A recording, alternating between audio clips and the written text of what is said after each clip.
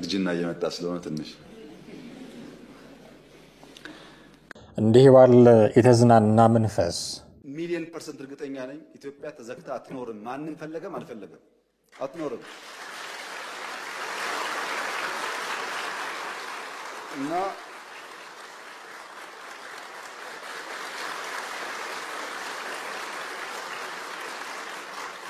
እንዲህም ባለ ንዴት ጭምር ታጅቦ የዋለው የዛሬው የጠቅላይ ሚኒስትሩ የምክር ቤት ውሎ እጅግ በርካታ አወዛጋቢና አነጋጋሪ ጉዳዮች የተነሱበት ሆኖ አልፈዋል።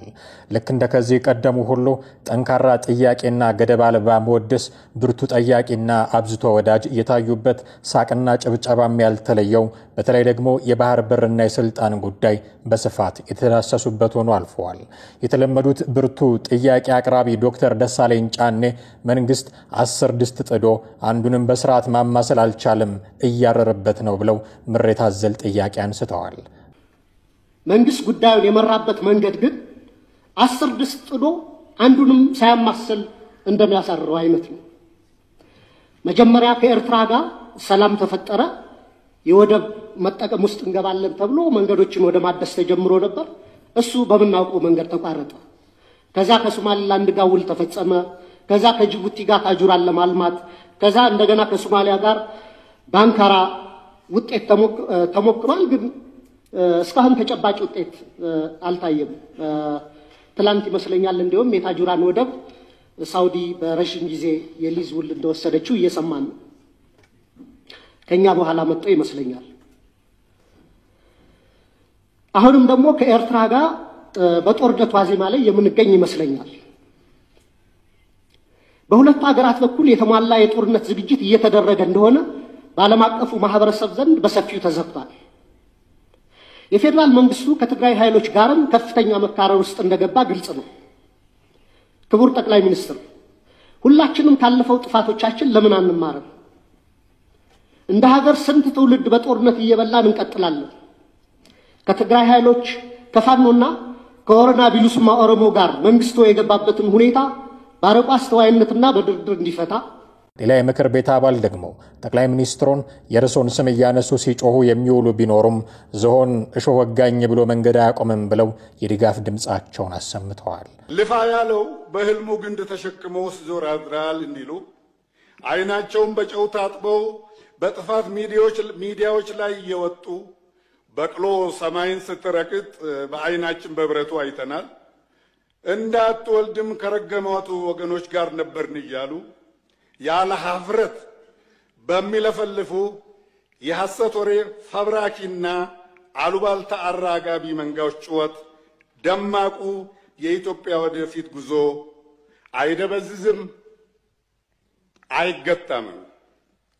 ዘመን ሻረውንና ታሪክ ያነወረውን ያረጀ አፈጀ ዓላማ አንግበው ከሕገ መንግሥታዊ አግባብ ውጪ ስልጣንን በኃይል ለመቆጣጠር በሚያልሙና በጌቶቻቸው ከንቱ መፍጨርጨርም የብልጽግና ጉዟችን አይደናቀፍም። ውዲቷ ኢትዮጵያችንን ደማቅ የአፍሪካ የብልጽግና ተምሳሌት ለማድረግ ክቡርነቱ ያለዎትን ራዕይና እምቅ አቅም የተረዱ ሐሳብ አጠር የውድቀት ኃይሎች የአገር መሪንና ሕዝብን ማራራቅ ያስችለናል ብለው ክቡር ማንነቱን ለማጠልሸት ስሙን የጥፋት መዝሙራቸው አዝማች እያደረጉ አብይ አብይ አብይ እያሉ ቀን ከሌሊት በመጮህ ማንነታቸውን ያረከሱ ሁሉ ቅዠታቸው አይሰምርላቸው።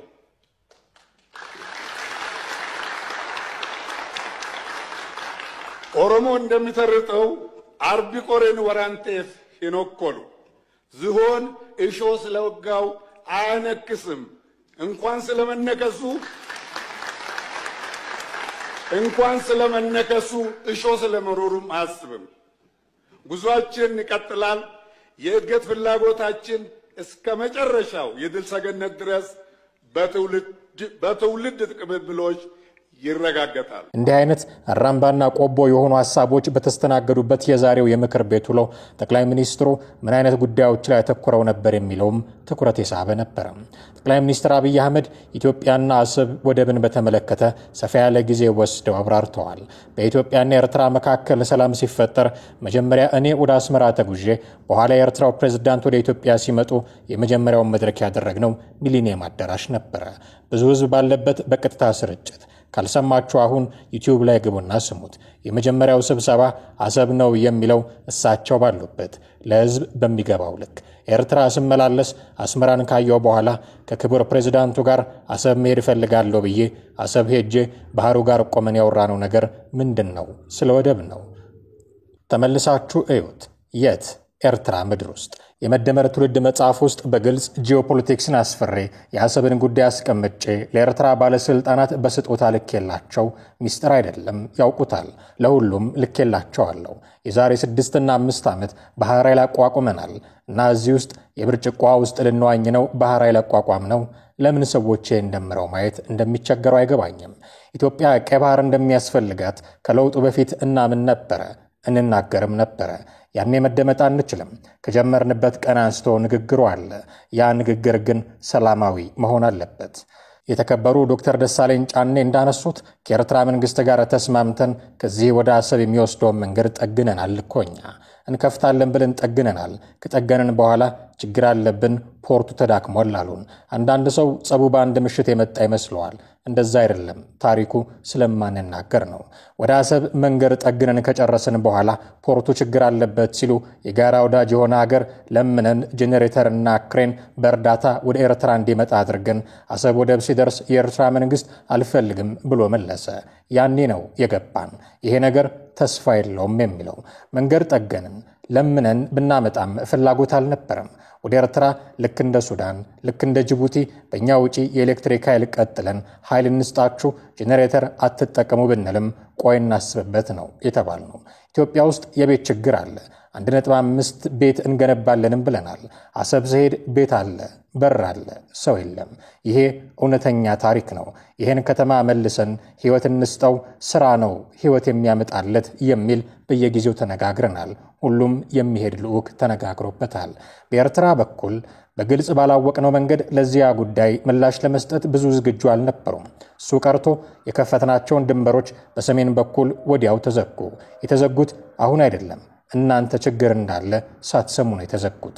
እና የኤርትራ ህዝብ አሁንም ወንድም ህዝብ ነው፣ ምስኪን ህዝብ ነው፣ ሀገሩን ለቆ የተሰደደ ያለ ህዝብ ነው። ከዚህ ህዝብ ጋር መስራት መተባበር ፍላጎታችን ነው። በፍጹም የውጊያ መሻት የለንም። በህጋዊ መንገድና በንግግር ሊፈታ ይችላል። ለብዙ ሀገራት በተናጠል ተናግሬያለሁ። ምክር ቤት መስማት ከፈለገ ግን ለአሜሪካ፣ ለቻይና፣ ለራሽያ፣ ለአውሮፓ፣ ለአፍሪካና በተከበረው ምክር ቤት ፊት መግለጽ የምፈልገው ነገር የኢትዮጵያ ቀይ ባህር ተጠቃሚነት ጉዳይ አይቀሬ ስለሆነ ቅድሚያ የምንሰጠው ሰላምና ንግግር ስለሆነ እባካችሁ ሸምግሉንና መፍትሄ አምጡልን። ይኸው ነው ጥያቄያችን። አሁን እንሸመግላችኋለን፣ ሰላም ያስፈልጋል እያሉ ማዘናጋት ከሆነ ግን ብዙ የሚሄድ አይመስለኝም ጉዳዩ። ይሄ እኔ ስለፈለኩ እናንተ ስለፈለጋችሁ አይደለም። በተፈጥሮ አይሆንም ነገርየው። በአንድ ቀን አንመልሰውም፣ በአንድ ቀን አላጣነውም። የተፈጥሮ ሂደቱን ተከትሎ ይሄዳል። ጠቅላይ ሚኒስትሩ የባህር በርን ጉዳይን መንግስት ማንሳት አልነበረበትም ብለው ለሚሞግቷቸው ሰዎች የሰጡት ምላሽ እናንተ ግራዋ ናችሁ የሚል ነበረ። የባህር በር ጥያቄ ሲነሳ የሚሸማቀቅ የሚያፍር ደፈር ብሎ 130 ሚሊዮን ህዝብ ያስፈልገዋል ለማለት የሚተናነቀው ለኢትዮጵያ ጥቅምና ብልጽግና ከጎኗ መቆም መድከም የማይሻ የማይፈልግ ራሱን እንደ ማንጎ የሚቆጥር ግራዋ ነው። ራሱ ሲጠራ ማንጎ ይበል እንጂ ግራዋ ነው፣ መራር ነው። የኢትዮጵያ ደህንነትና ችግር የማይከፋው ከሆነ ራስን በጠራህበት መንገድ ብቻ ሳይሆን በፍሬ ትታወቃለህ።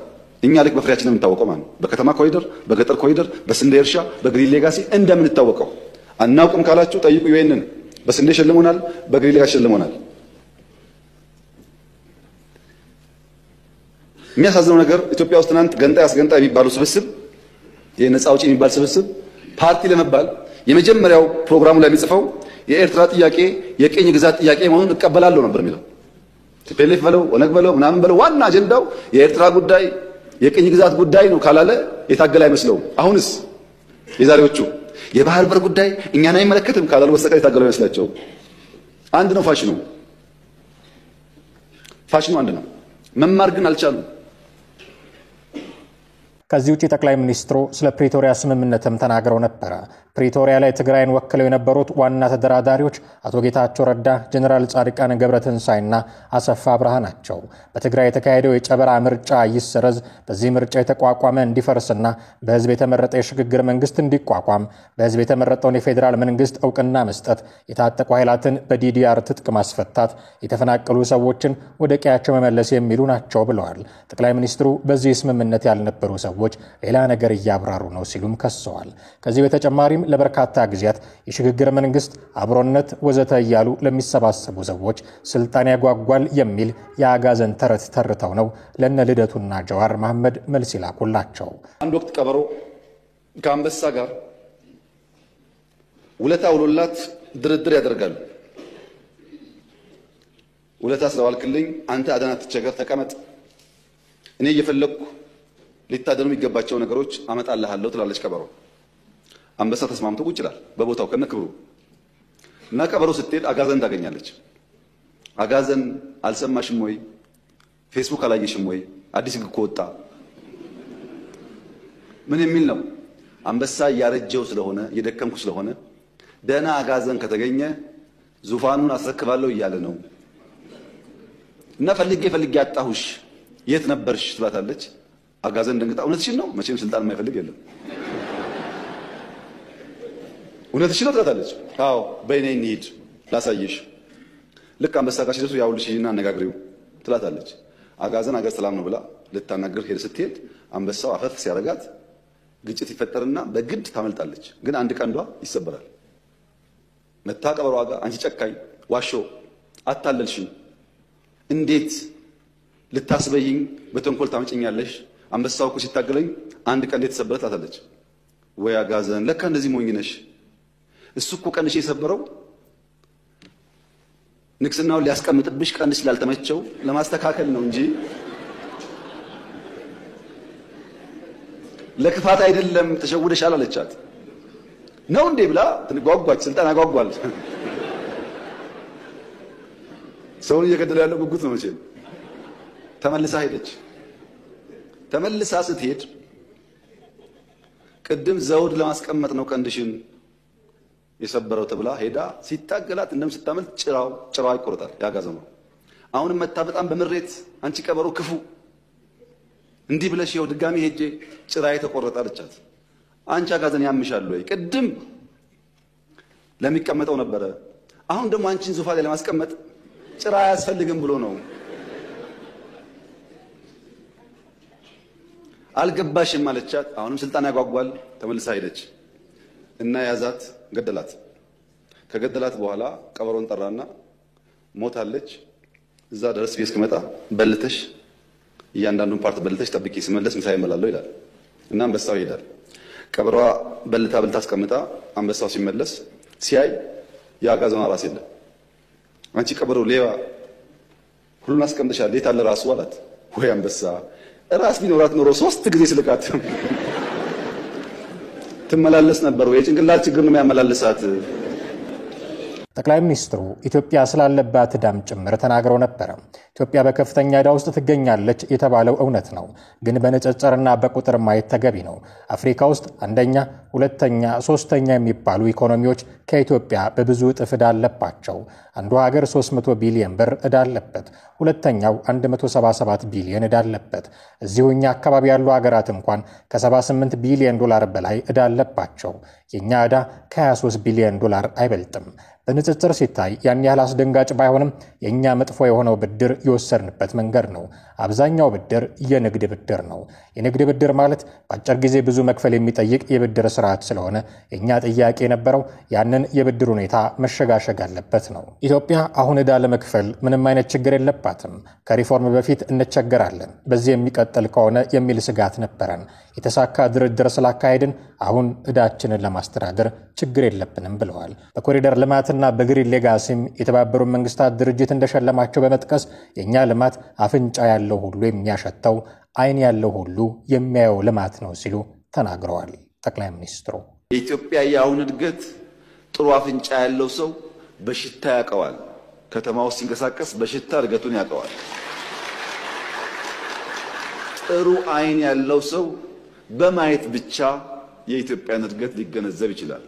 ጥሩ ጆሮ ያለውም ሰው በመስማት በማድመጥ አናላይዝ ማድረግ ሊያየው ይችላል። ይህ የሚያጠራጥር ጉዳይ ስላልሆነ ወይ ዓይናችሁን ወይ ጆሮአችሁን ወይ አፍንጫችሁን መጠቀም ብቻ ይታያል ማለት ነው።